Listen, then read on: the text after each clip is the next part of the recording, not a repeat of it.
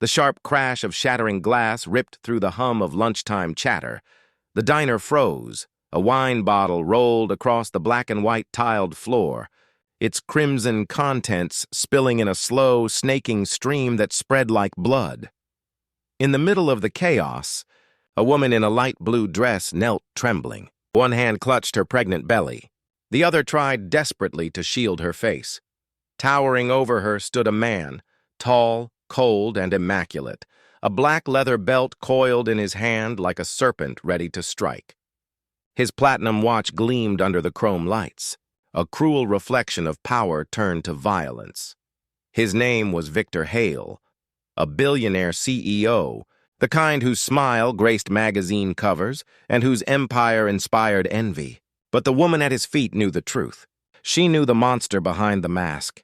If you believe kindness, courage, and standing up for what's right can still change the world, please take a moment to like, comment, share, and subscribe to Kindness Corner. Every small act of support helps stories like this reach hearts that need to hear them. Her name was Alina.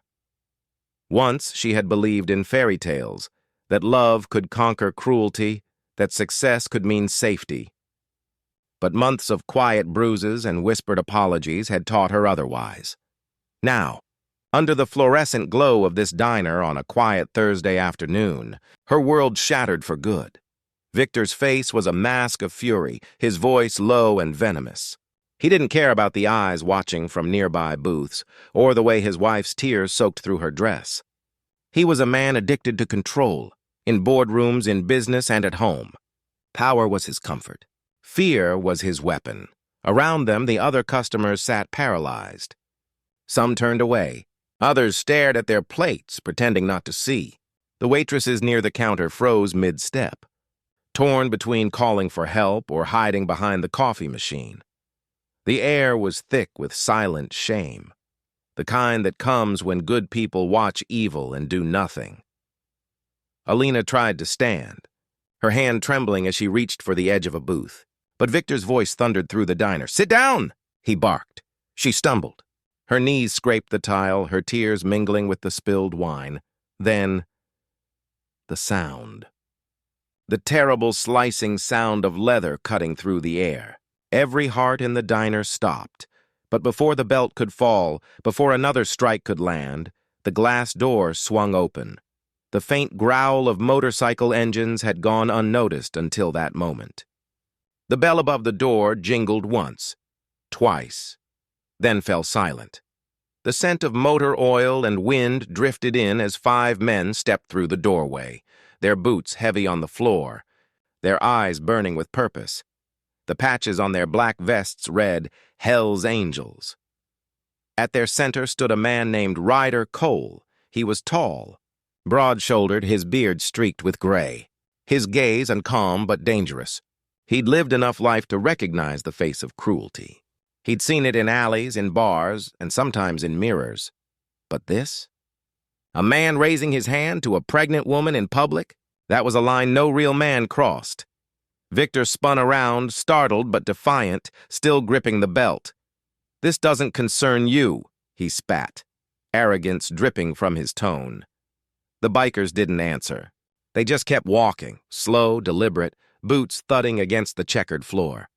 The diner was dead silent, save for the rhythm of their footsteps. The waitresses moved aside. Even the air seemed to hold its breath. Alina looked up through her tears, her breathing ragged. Ryder met her eyes, and in that fleeting moment she saw something she hadn't felt in months: safety, protection, hope. Ryder stopped just a few feet away from Victor. He didn't need to raise his voice. His presence alone said enough. "Put it down," he said. Victor hesitated, forcing a laugh.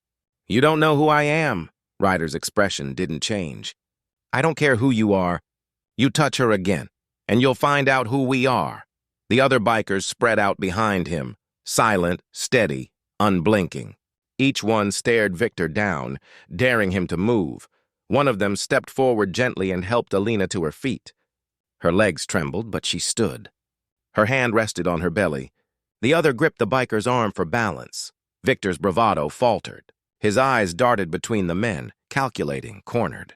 He was powerful in skyscrapers, untouchable in headlines, but here, surrounded by men who lived by loyalty, not money, he was small. He dropped the belt. It hit the floor with a dull thud, the sound of defeat. The bikers didn't touch him. They didn't have to. The silence, the weight of their presence, and the quiet judgment of every witness did what no punch could. Victor turned, his face red with rage and humiliation, and stormed out of the diner. The door slammed behind him. The echo rang like justice. Ryder knelt beside Alina. "You safe now?" he asked softly. She nodded, tears glistening on her cheeks. Words failed her. A waitress rushed over with a glass of water. Another draped a towel around Alina's shoulders. Slowly, the diner came back to life. Whispers rose. Someone began sweeping up the broken glass. The wine was wiped away, but something deeper had changed. The air no longer felt heavy with fear. Ryder stood, his voice calm but firm. "Don't ever sit quiet when you see something like that," he said, looking around the room.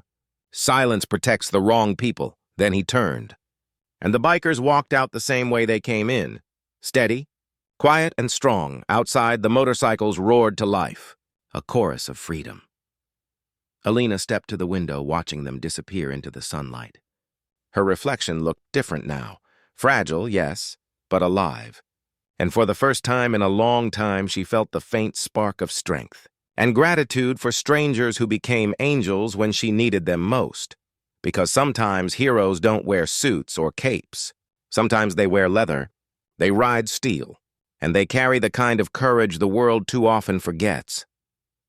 If this story touched your heart, if you believe courage can rise from the most unexpected places, like, share and subscribe to Kindness Corner. Let's remind the world that standing up for others still matters. Comment below. What would you have done if you were in that diner? And remember, kindness doesn't always look gentle.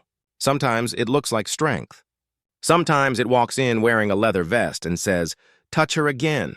I dare you."